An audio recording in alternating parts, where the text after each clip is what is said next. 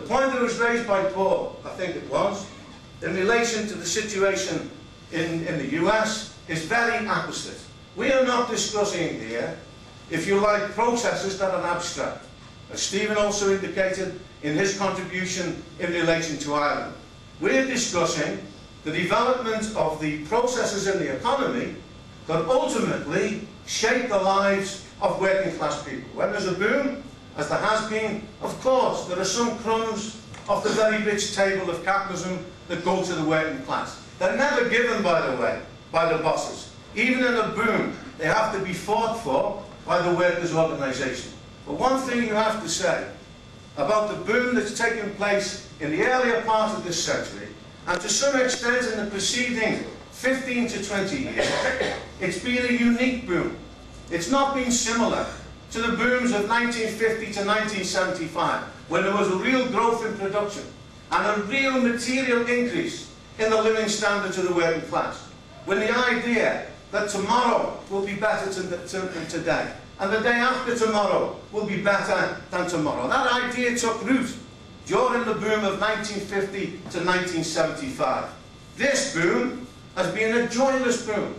It's been on the basis of the super exploitation of the working class. Longer hours, precarious working, even before the onset of a crisis. And by the way, if a world economic crisis didn't develop, even without that, as the comrade who spoke in relation to 1968 correctly said, 1968, the greatest general strike in history, when 10 million workers occupied the factories, took place not in a period of economic crisis, but in a period of a long economic boom which hadn't exhausted itself, that began in 1950.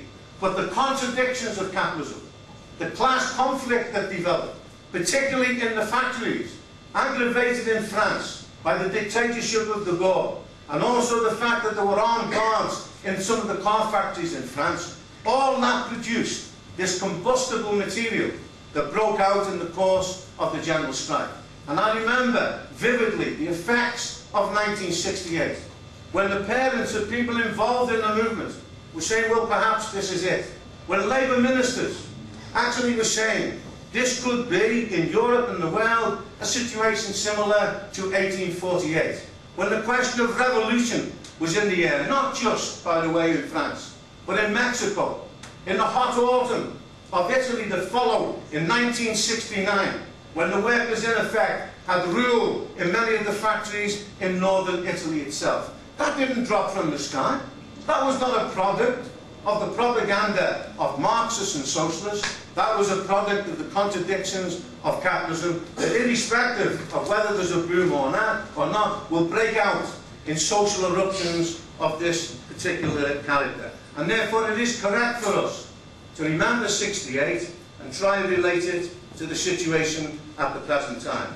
Now I have to say, they're the serious points that have been raised in the discussion. This point that was raised by the comrade in the first part of the discussion, I think, is a very important issue.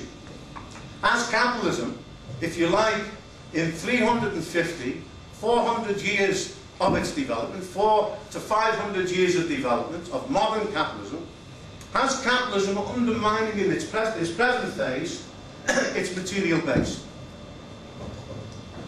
And we have to say, there's more than a grain of truth in that particular argument, in the sense that capitalism is in the process of destroying at least elements of the productive forces.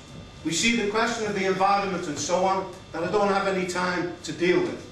But the most important development of capitalism, as Marx pointed out, the most important productive force is the working class itself, which still remains the dominant power in society. How childish it is to an alleged Marxist to come along to a meeting of this today and to describe groups like security guards or civil servants or teachers who in the past were not part of the organised working class, were part of the middle class, were considered, even in their outlook, to be part of the middle class. Your argument is absolutely false from a Marxist point of view. The industrial working class has declined as a percentage of society, not just in Britain, but throughout Western Europe, in America.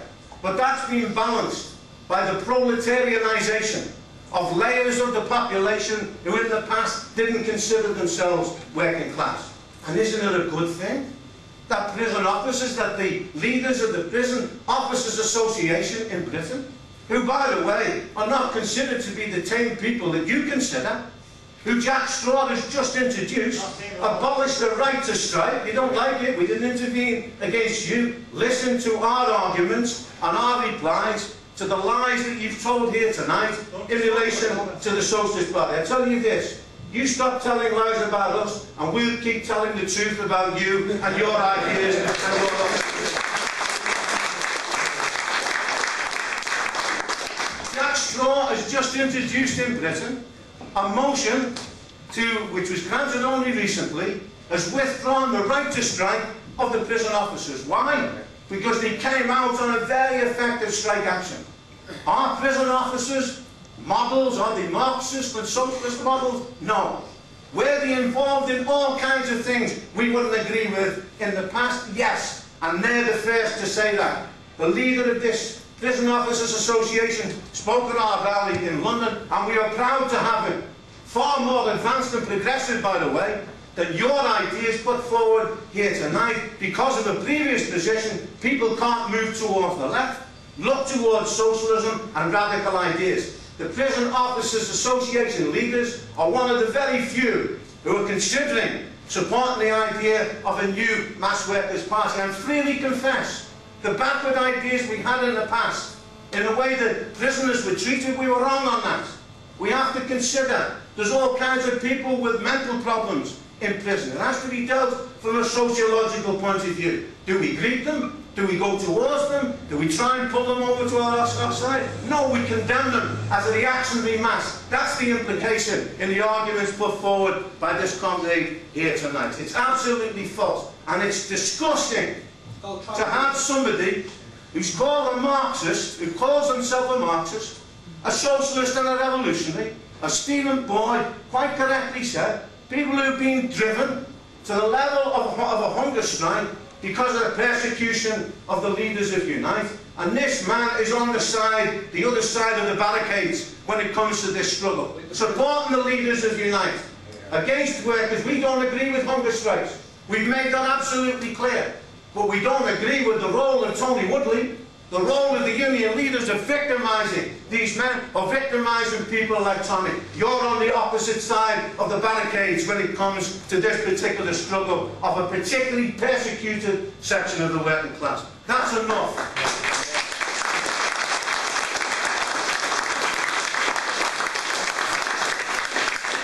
Comrades, I'll finish on this. The turnout at tonight's meeting, the discussion that we've had, itself is an indication of a quickening of interest in socialist, Marxist ideas and an analysis of the situation that is developing within the world economy.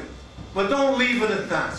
We have to build a force that not only can analyse, that can not only give working people confidence, but can organise. Conrad said, how are you going to take the power? There's no simple and easy route. And we say unashamedly, yes, we want the working class to take the power. Not a dictatorship, not through the ideas of Stalinism, but by building a conscious, democratic and socialist mass movement. We want to build a new mass workers' party. It's not the last word, but by building such a party with different ideas, debating, discussing, it'll be a giant forum, debating chamber for the working class themselves to work out the best way to go forward. There will be a discussion in such organisations as there is now. You see, those who just want to build an electoral position and those who want to combine the struggle on the electoral plane with intervention in workers' struggles in order to build a powerful basis of support. Yes, we want to build a mass party of the working class. We want it to be socialist. We want it to, this time to be prepared to go to the end.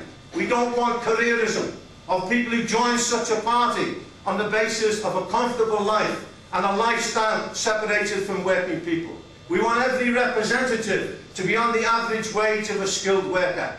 Whether you have a trade union leader that's on that wage, he'll fight for the interests of workers. If you're on 3, 4, 5 times the living standards of your members? How are you going to fight for their interests? We want to build a force that this time will end capitalism, and in this century mean that we'll have socialism. The 20th century was an heroic century of marvellous movements of the working class to take power. But on every occasion, they were blocked, unfortunately, by the very parties and the very leaderships that they created in struggle. We have to learn from that. The 20th century was a history of defeats, some of them bloody. This is going to be, if we have anything to do with it, a century of victories, a century of struggle, of socialism, if not in my lifetime, certainly in the lifetime of the new generation who are here tonight. Thank you.